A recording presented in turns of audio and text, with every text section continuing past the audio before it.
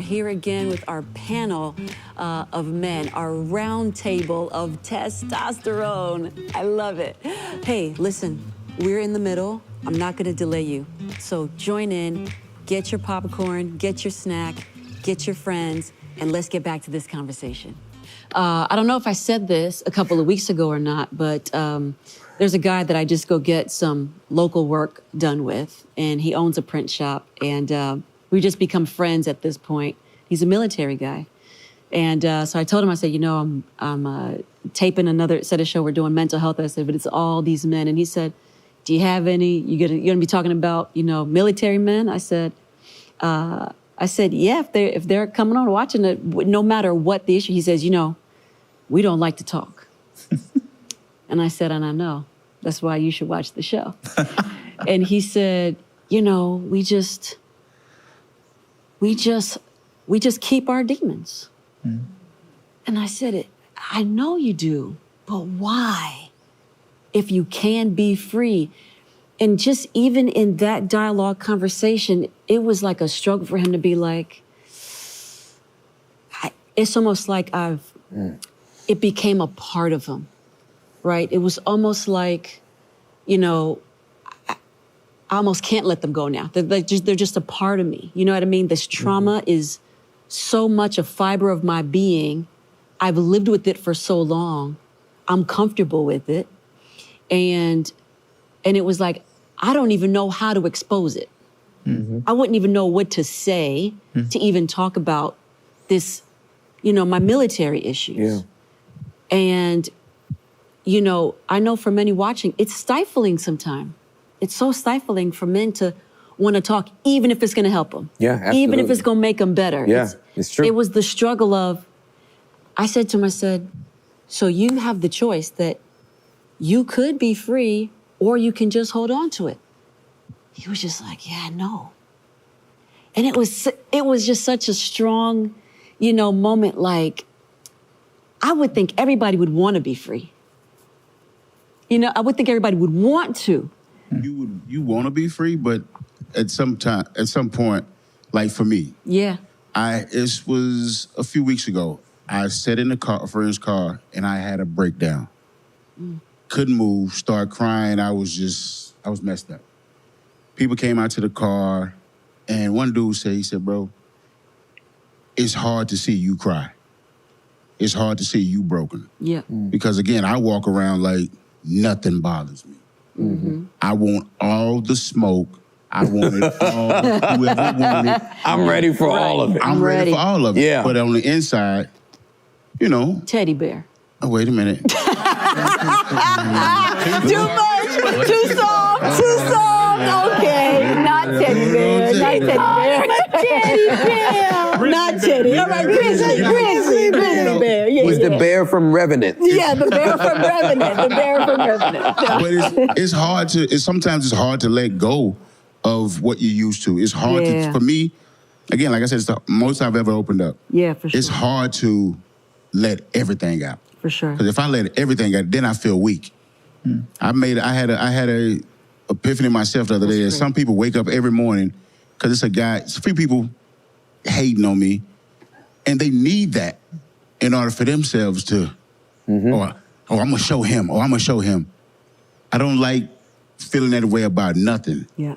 But I see myself holding on to stuff in the past because that made me this strong, you know, brick wall. Can't nothing bother me. Nobody's, man, what?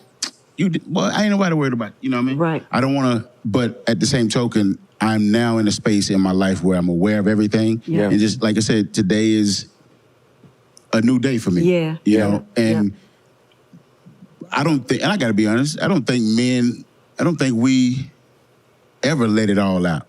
For sure. I don't think and that's because just I said this in a relationship, I think, you know, conversation with some friends about a relationship. A lot of times, and I could be wrong, sometimes women lose the attraction, you know, they not attracted to the dude no more because he becomes vulnerable. You know what I'm saying? He weak now, or he this, that, and it's like, yo, well, okay, if I'm weak, then I guess I'm the wrong one for you. Yeah, that's right. You know what I mean? Because wrong girl. I'm a guy And do I want to talk about everything? No. Not particularly. But do I need to talk about everything? Yes, you do. Absolutely. For sure. Yes, we do. Sure. Absolutely. sure. Yes, and amen. Yeah. Because Need and want are two different things. That's exactly right. Yeah, because I want to be a better father. Yeah. Like, it's a true story. Been sexually molested growing up by a blood brother of mine. I finally got, I forgave him. I told him I forgive him. And for my son to look at me and say, man, you're not as angry no more. I love you. I'm happy you can be a better daddy now. This was my son told me. And I'm like, you know what? I don't want to be this angry guy to the people that I love. Because, again, I don't want to perpetuate the cycle. Yeah. I don't want him to turn into this, Yeah. you know, because I see it now. Yeah. He's that way now. He tried to do it with me. Yeah. He'll come over my house. What's up, Pop? Man, give me a hug and kiss and shut up. Right. All that. Yeah. But I don't think men actually, military or otherwise. Yeah, for sure. Because we got to be this strong force. Or he's, you know, sure.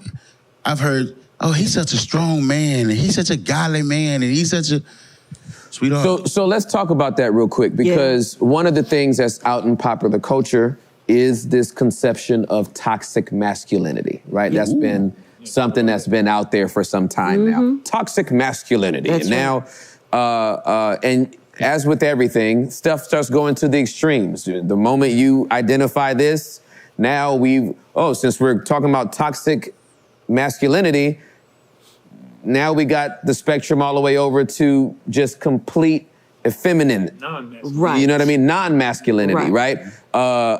Asexual, gender neutral, pansexual, trisexual, bisexual, ysexual, all the, you know. All the sexuals. All of the things. And so it is like, we know for a fact that there has been, even in child rearing, we talked about it in the previous show, you can't cry. You can't express your anger. Yes. Don't say that. Right. Little boys don't do this. I was told by a mentor of mine that is in their 70s, I'm playing the piano now. I was like, what? He's like, somebody gifted me a piano for Christmas and I'm taking piano lessons. He was the happiest person. He's like 75 years old. I've never seen him this happy. He was like, I'm playing the piano. And I'm like, what caused this? He said, I've always wanted to play the piano. He said, but I grew up in a house where my dad said, boys don't play the piano. Yeah. He said, so he let my sister play the piano. She hates the piano to this day. And I grew up thinking boys can't play the piano. Because now all of a sudden, if you play, I have a soft son, or, I mean, can he play like a hard composition? Like, what is the problem? Is he only going to play Twinkle, Twinkle, Little Star? Right. Just the misconceptions around masculinity and manhood, That's right? That if a boy is in touch with his body and he likes to dance, and it's like, stop that dancing. Right. Right? Right. And anyway, what say ye? What say ye? I'll start with you, Brian. What say ye in this space? We are all men here talking about mental health, the reason why it's important. Can you just share the detail you've never shared, bro, publicly? Yeah. About the sexual abuse being from your brother. Yeah. I can say, Juliet can attest, it's only been in the last 24 months. I've been sharing my testimony about my sexual abuse for years and years and years. I've just in the last 24 months been comfortable enough to say it was by a male teenager who was older than me. I've left that detail out purposely, because what are they gonna think if they... Right. And then if I say I have struggles, are they gonna think it's of a homosexual nature or of a heterosexual? Right. Actually, I don't care no more, obviously. But you have all of these things that go in your mind. And so we want men to talk. Men weren't taught to talk. How do we normalize that? Right. How do we encourage men to talk more? You know, it's been my experience. It's been my experience in the office, and even my personal experience, that I think the greatest struggle is just this misconceptualization of what strength is. Yeah. You know, and how that works in our daily lives. Which again, I mean, I hate to keep going back to this, but I believe it comes from a lack of education. That comes from a lack of understanding about how we actually operate as people. Yes, sir. You know, the sociocultural norms that we're taught, or our family system values that we're taught, right, and pass on generation to generation. I mean, you watch those things and those patterns repeat family to family to family, right? And there is a reality to how that stuff operates. I mean, I came out of law enforcement with a genuine PTSD diagnosis. Yes, sir. You know, I believe I'm a personal testament to the fact that you can heal from that. Yep. Yeah. You know, through work, right? Yes. But I was all committed to strength as an ideology, and that somehow, if I was living in that space, that, you know, I was a man, and there was some kind of self-martyrdom that I would feel in that, and that is my role as a man, to sort of suffer for the family, for others, you know. But what it really was a way to hide. Right. You know, it was a form of avoidance. Yep. You know, it was an inability to recognize and believe that I can be stronger operating with the way my nervous system works versus against it. Yep. Yeah. And what I mean by that is it's not that I wouldn't have wanted to operate that way. I didn't know. You know, it circles all back around to the idea of safety. That's right. You know, we don't lose anything as men by being able to go into our stress response and come out as needed. Right. Right? We Right. lose something as people and as men when we stay in our stress response and can't come out of it. So to answer the question that you had about like the military veteran and his struggle, right? Yeah. What happens is, and trauma is a kind of a fad concept. I'm not even necessarily overly excited about that terminology Sure. because it gets extended too Beyond, broadly. Yep. for sure. When instead we're talking about a lot of times just general dysregulation in the nervous system from a series of adverse That's experiences right. or living in chronic stress. That's right. The result of that, what that does is it affects the perceptual lens. That's one of the biggest problems that I have in my office that we constantly have to work through, right, with clients, is to say, you could feel this way, Yep. but I understand you have no idea what that feels like. So have buy-in, great. right? Yeah. And like you're describing, Sure. have buy-in. Try something different when you've never seen an experience Right. that shows you real peace, safety, love, caring. Right. Everybody wants that once they have it. Right. And if they can trust enough the process to follow it down that road, Yeah. Yeah. then they don't ever want to go back. Like Right. the buy-in's there, Right. right? But it's getting people to recognize, and especially men, right? Getting men to recognize that the identity you have is not one that is really based in strength like Yeah. you've been taught. For sure. It's not about how much you can carry. Right. Right? Because at some point it's going to break. That's right. Oh, you know, yeah. like, Yes. and the question is, how's it going to come out? Now you've got toxic masculinity. Right. Right. Right? When you don't know how to carry it or the load is too heavy. Right. And it breaks in all these different ways. And then Yeah. there's people there to say, oh, look at that. Yeah. Right. Right? That's See, right. that's a problem with manhood. That's not a Right. problem with your mental health. Right. That's a problem with manhood. Right. And that's not accurate. Right. You That's know? really good. So when you can unload and when you can learn how to process and work with the way your nervous system is designed, Yeah. then you can offload these things in a healthy way. Yeah. You can find outlets for things, and Yeah. you can restructure the way your neural networks and your memories influence your behavior in the moment. And then what happens is your perception changes. Yeah. Yeah. You know? Yeah. And now you have motivation to do differently what you otherwise, like me, would have never thought Right. was a way to go. Absolutely. You know? That's true. I'm so grateful you said this and took the time to break this down, because I have seen countless men not give themselves permission to cry, Yes. not give themselves permission to be angry at an injustice, a wrongdoing, right? In a healthy way, right? I'm not talking about the lash out man anger, like, oh man, he's Right. mad. He It's a wants to normal fight. emotion. Right? That's It's a right. normal emotion. I'm talking about That's you right. just got this up and out, and you were crying, and all of a sudden, oh, if my face is leaking, then I'm weak. Right. When Correct. really you are giving your body permission to have the emotion that is necessary That's right. for you to heal. With acceptance comes freedom. Yeah. When I finish crying, That's I'm right. going to be okay. That's right. But I have to cry. That's right. Right? I'm going to cuss. Okay? I know there's probably 18 people that clicked off the Pastor cusses, click. I'm going to give as much language to this emotion as I can. My voice is going to be raised. My blood pressure is going to go up. My ears are going to get hot. My face is gonna be flustered, little beads of sweat are gonna break over my body.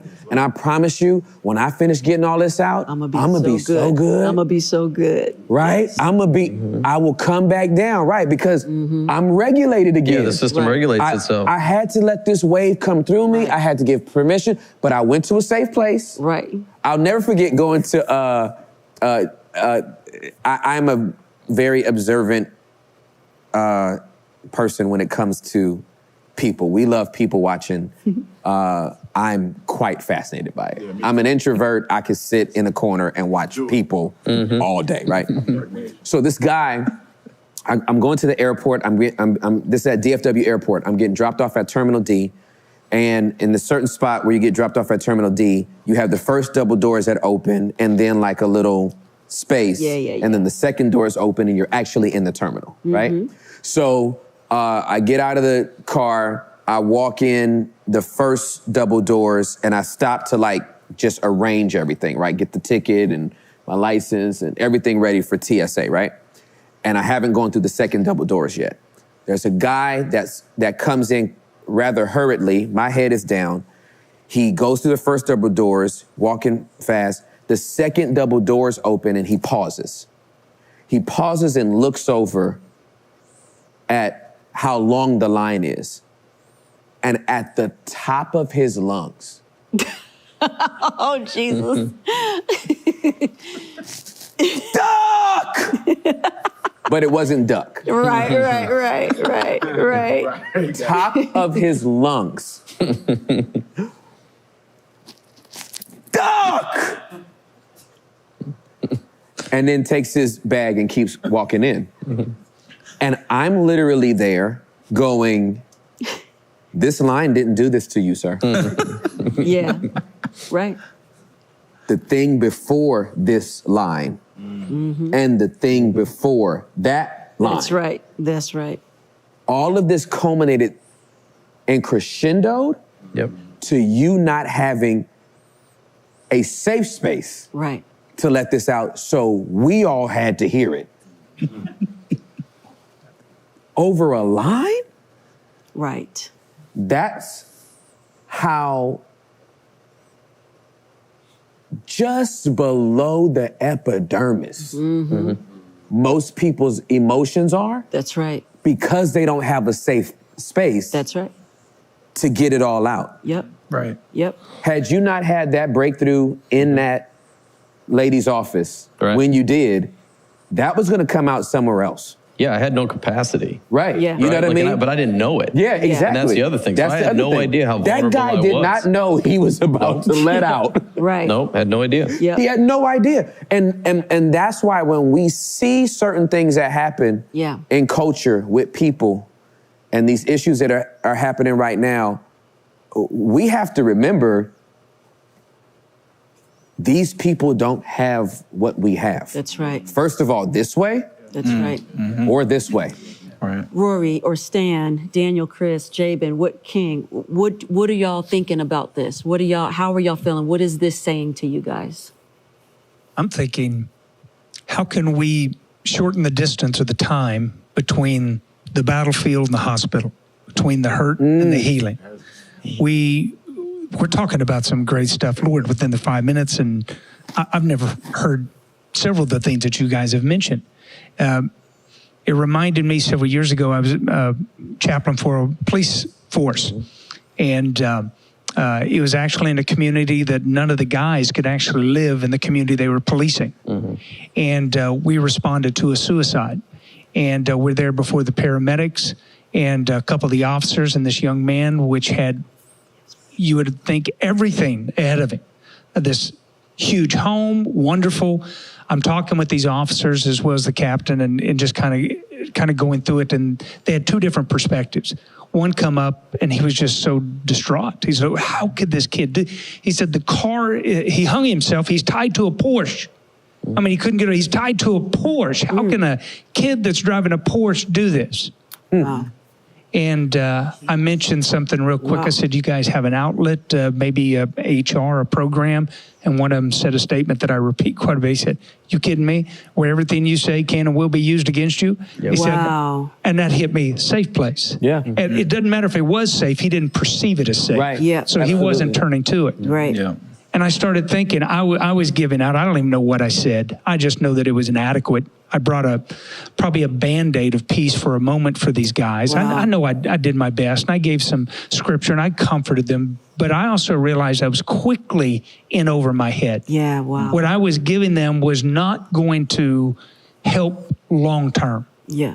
And my question is, when we're having this, and people are going to be seeing this is obviously part of the answer. But from your perspective, what can we do to shorten the time? Yeah. Shorten the distance between the hurting and the healing? Such a great question. Great. Yeah. No, you guys go ahead. So I think we have to talk about it, and we have to stop pretending like it's not there, especially as men, but I mean, as family units. I've worked with law enforcement officers and veterans as well. And you see a lot of the same, kind of as I mentioned, like that stoicism there as well, and the fear of reaching out. Because just like Stan was mentioning there, just like, how is that going to reflect upon me?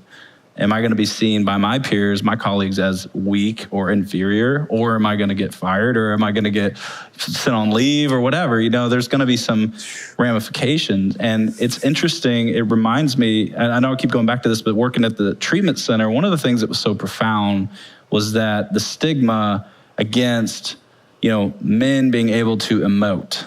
First off, most men can't even identify one feeling word. And we used to have a board, I still use it. It has like 6. It's like, let's start with 6, because women can identify like 50. And they're like, I got to use one of these. And yeah. So, but it's funny, but it's actually true because they've never been taught to do that. Yep. They've never been taught. They've never been acculturated to do that. And then you throw a substance on top of that. So we've got this pain, we've got this shame, we've got this guilt, something. Then we start throwing substances. And now we've been doing this for 10, 20 years. And I call it emotional atrophy because they wake up, get sober, and they come out of this coma, and the world expects them to walk and to run a marathon. And they don't even know how to feed themselves. They don't know how to breathe. They don't know what anger is. They don't know they've never used any of these words before. Wow. So I think we have to acknowledge it, and we have to communicate about it. Yeah. Yeah, I want to add to that. How do you close the gap? It's exposure. I think we have to talk more. The more people see guys actually talking about this is a thing, the more they'll start to think, oh, maybe there's an outlet for me. We've talked about military a little bit. One thing we haven't really touched on is sports. And so growing up and playing sports, That's football great, through a college level, you're taught at a young age when something happens on the field, are you hurt or are you injured? Right. So good. Yep. Are you hurt or are you injured? And the first time it's asked to you, like, well, shoot, I don't know. Right. Right. Like, what's the difference? Right. And then they teach you the difference. Hurt is something's cut, and there's different levels of it. Something's cut, something's twisted, something's throbbing. You can move it, but injured is you can't move anymore. Wow. So you painted a picture of these two extremes. Yeah. Right. To where get back in the field, rub some dirt on it, tape it up. Right. Right. Because if you can move it, then you can still function. You're functional. Wow. Yeah. Jesus, Lord have So mercy. when that is your foundation and all the guys around you and the leaders around you are laying that foundation, Wow. physically, Yep. automatically, it's like, well, there's no room for my feelings. Right. Right. For sure. Can I even decide how I feel about this hurt or this injury? Right. You don't even go there. And then you automatically translate that into every other area of your life. right. Yeah. So what happens? That kid grows up, stops playing ball, he goes into the workforce, he gets married, and he has hurt after hurt after hurt right. after hurt after hurt after hurt. But he's not injured because he's still moving. That's right. He's functioning. And it's not until you get to that breaking point, Yep. ah! up. Right. Exactly. That dude's been hurt for years. And bro. all of a sudden it comes up, he's injured, he can't take it anymore. Yeah. And that's where the extremes come from. That's when men break down. You have breakdowns, and divorce happens, and all kinds of, more serious things than that. Right. But it's because at a young age, you're not taught that you can have an outlet. Like you can diffuse that. Right. Is you got to take it and take it until you can't take it anymore. Yeah. Right. And then it's too late. Yeah. I had two glorious pictures as you were talking about this. That was great, Jabin. And with the sports analogy, because I know so many guys that are athletes, it is literally suck it up, buttercup, right? Like it's like you are a hero and you are valiant. You know, Ronnie Lott made a tackle, got his finger caught in another man's helmet, and ripped it out. It was hanging off by a thread. He went to the sideline, had them cut the finger off, tape it up. He went back in the game. That's part of his lore. That's part of his, what makes him legend. That's right. And it's like, you should have went home. You should have laid down somewhere. And you should have grieved the Taken loss a of your nap. digit. That's what should have happened if you were healthy, right? You know what I'm saying? We celebrated. We celebrated it, and that means it's reinforced. We celebrated, it's reinforced, and in that moment, that may have warranted some honor for whatever reason, but the problem is it becomes the standard for everybody. That's exactly right. And everybody has different levels of tolerances, of pain, mental, like everything, right? If I twist my finger, I already know where you're about to go. I'm going home. I'll walk off this set if my finger got jammed in a door, bro. I'm not doing the rest of the show, right? I'm leaving. Right. But that becomes the standard of masculinity. Yeah. Right? How much can you take? Right. So going back to, our military guys who have served, it's like, you go through hell weeks and you go through things that are trying to groom you for those extreme environments. Correct. In order to continue to function as a soldier. Right. And so when you come back to civilian life, you're expected to kind of turn that off. And it's like, no, it's been ingrained. Yes, you turned it trained and on. put in you. Right. Yeah. It's hard to undo that in everything. In sports, right? Right. There's a lot of areas in these subcultures that we have that we're groomed to function this way. Yeah. And now you're telling me just turn it off. Yeah. Doesn't work that easy. And it's unfair. So It's unfair. in the movie The Kingdom with Jamie Foxx, great movie. If y'all haven't seen it, go watch it. There's a scene where the enemy comes through and they shoot up a military safe zone. Okay, and the people are now coming through to see the damage and the toll that's had on people, and they go in this one person's house. I'll never forget this. They didn't show it, but just a description of it again. I'm very visual, and it ties into what you were saying, Stan. The guy walks in, he opens a door, and he's like, "How could you let something like this happen here?" My wife was, in the living room when the shots went off. A bullet caught her jaw, blew it off. She's laying in the floor. The bottom half of her face is gone.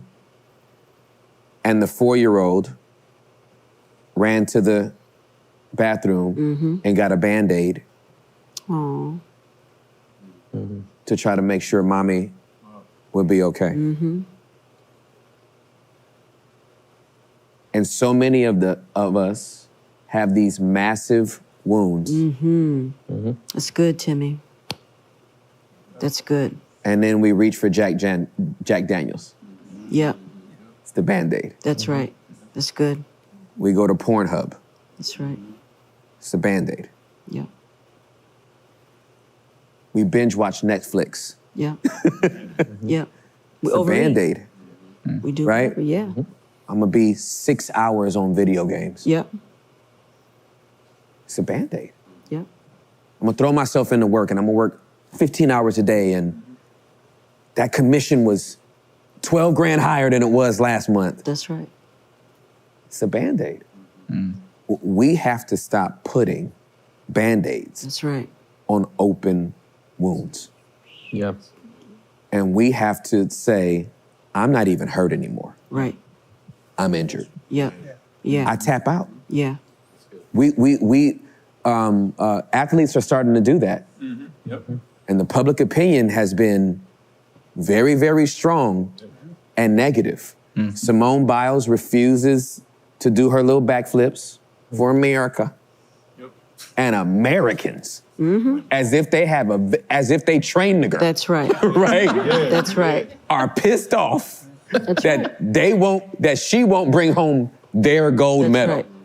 Oh, these athletes are weak. Back in the day, well, have you caught up with some of those guys now? That's right. Their bodies are broken down. That's right. Their mind is broken Earl down. Campbell has great sausage. He can't walk. Right. Right. Right? But Blake Griffin they threw his old dunk body back in the game against the Brooklyn Nets. He was all taped up after only playing like 16 minutes in game 3. He was all taped up in game 4. He's gonna walk bent over for the rest of his life before he's 40. Most of our athletes can't remember their children's names. That's right. Right? That's right. Their post-careers, for this brief little time, it was glorious. But the price on the back end. That's right. At what cost? At what cost? That's why I celebrate the guys that retire early on their own terms. Yes, that's right. Megatron? Right? Everybody. right. Right? Caught all them footballs and said, before I lose my memory, I'm out. Right. That's right. Ricky Barber, all these guys that they're at the top of their game. Yep. And we as fans, as spectators, not living it, Right. not going through the emotional journey, Yep. not going through the physical journey. Yeah. We just want to be entertained. Yeah. And we're upset about it, but they were empowered enough to take that moment to transition. That's right. Before it was too late. That's and I right. think it's a great example. It is. Yeah. It really It's a is. great example. I've been guilty of that even with my son. My son played D1 college ball. My son stands 5'10 and a half, maybe 5'11, playing D tackle down in the trenches, going against guys this guy's height, but 360, 380. My son, he said, Pops, I don't think I want to play football no more. I was like, man, you so good. Like, you're gonna go. It's gonna happen. Now my son, come to find out, he suffered with a slight case of CTE. And my son, he's got to go to the chiropractor on a regular because he's just broken. His ankle was out of place for years, but he just walking on it. We didn't know. Jesus. And that was my fault. Yeah. As a parent and as a man, growing up in a society where like, yo, you're a soldier, get out there and get at it. Yeah. And that's the thing we live by. We live by, we find honor and we get honor and we love accolades. We as men, let's be honest, keep it G right quick. We love accolades. We love somebody to say, bro, that was good, bro. You did that. Now you're gonna go home and hurt. Yeah. Or go sit in this ice bath. Right, exactly. You know what I'm saying? By yourself. But you took the hit. Yeah. And we love that. And so we have to get to that point of talking about it's okay to feel, because for my son he'll come out to the house, we'll be talking full-on conversation. Yeah. And he just space out. And I got to bring him back, like, hey, man, hey. He's like, Pops, my bad, man. I'm sorry. Yeah. You know, and it just, he himself been through so much trauma, having to bury his mama at 21 and all that stuff. Yeah. So it's just been we have to be okay with letting people live, man. Yes. Yeah, for Because sure. I'm actually being okay with starting to let myself live. Yeah, Just the absolutely. other day, I was like, yo, I'm ready to live now. I've been hustling and surviving for a long time. Yeah. But I'm ready to live. That's why I'm finna build a family ranch. We'll talk about that later. Hey, you said something just now, Jabin, that it clicked on me. It's like a delayed reaction. But when we started talking about, the expectations of men, and all this stuff, I started thinking about the majority of men's conferences that I've gone to in my life. This is going to be this is a man's conference. And we're barbecuing. We're throwing axes and Riding Harley. Yeah, and I went to one men's conference. They had a boxing ring, and the men in the men's ministry boxed each other. Yeah. I seen one. They had a push-up contest on the floor. And I was sitting there like I have no calluses on my hand. My cuticles are pushed back. I am I have lotion on, right? I have on pants and a long sleeve shirt, and I still put lotion on my body. And I thank you. Because I don't want to be ashy. And I appreciate that. To myself. Yes. Right? But I'm probably looked at as like a cupcake guy, or like, you don't do man stuff. we went to I would be a metro, right? I'd be a metro man, right? I remember going to a men's kind of breakfast. No, it wasn't a breakfast, it was a lunch, because it was at Fogo de Chao, like the little meat place. And the guy was like, yeah, you know, I decided to have this at like a manly place, because, you know, men eat meat. At the time, I was a vegetarian. Awkward. And I'm sitting there, and then the host found out that I was a vegetarian, and he was like, oh. You can shave off How the did you get in? veggies for How you. did you get in here? And it's like all of these, even though that's subtle, it's a microaggression against right. manhood, because I don't man your way, right? Yes. So if the litmus test of being a man is you can cut off my digit and I still play, and I dislocate my finger and I'm like, oh my God, like, you know what I mean? It's like, oh, he ain't manning up yet. Yeah. And so just for all of us to be able to land in the place to say, I can bring my manhood to a safe space. That's right. Where I can laugh, cry, be angry, process, be confused, not know, right? To say that, you know what? Cracking this mortgage every month is kind of a weight. Yeah. Right? I'm glad I got the money to do it, but dang, I got 27 more years of that. Yeah. Like, you know what I'm saying? Like, I got to stay up for a lot of people. You're saying bringing yourself to a place where it's not measured against anybody else. That's correct. This is not a measuring contest. That's right. Everybody in here got a penis. I don't, but No. yes, for the rest of the conversation, Yes, yes. the men's section. You got it. I'm glad you don't. Yes, I do not. I do not. I'm yes, so thankful. yes. No. All You girl don't. here from the womb. Yes. So, but to that point, even with that, you know what I mean?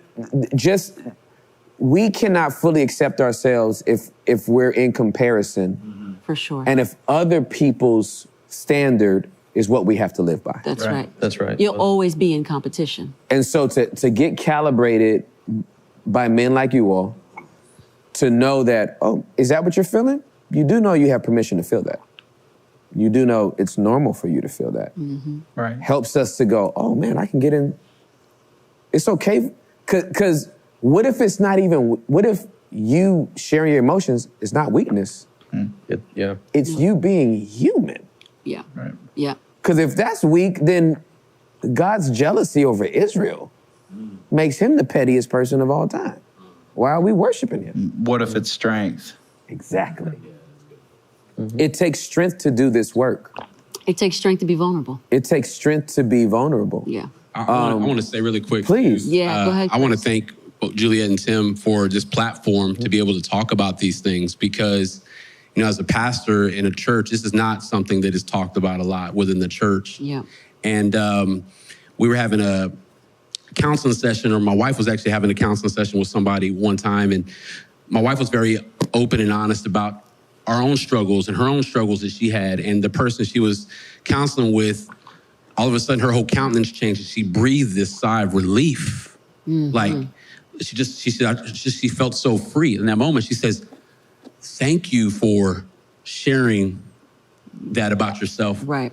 Because I had this perception of you that y'all had it all figured out and had it all put together and everything. But just hearing you say that you go through the same struggles that I have, it freed her in that moment.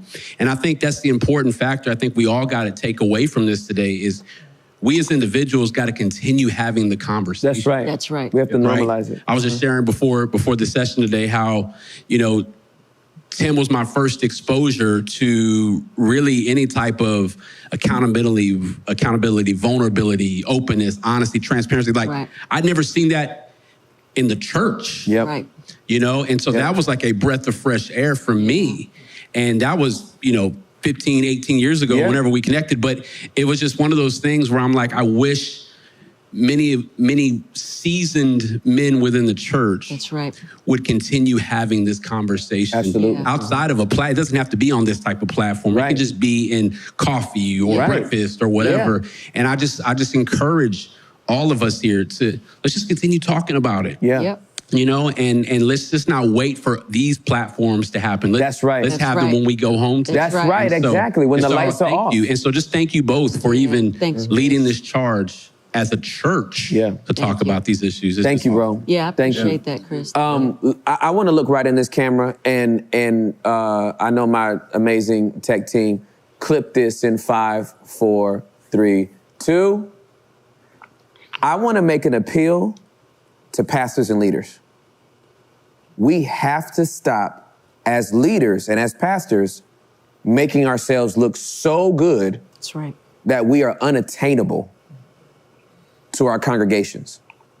We are doing ourselves and our congregation a disservice if we are looked at as the people that have it all together and they are trying to get up to the level that we are. Mm-hmm. The only thing that makes us on different levels is the rise of the platform that we stand on. That's right. There's literally no difference. And if we would be as transparent about our lives as the Bible is about the lives of the people that lived it, remember, we're preaching from that text. We're talking about other men's weaknesses, other women's weaknesses, humanity's brokenness.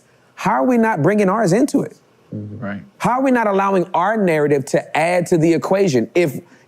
If we were in Bible times, they would be writing about us. They would be writing about your moral failure. They would be writing about, the chroniclers kept very detailed records of the people that lived through their lives. And so I just want to make an appeal to pastors and leaders.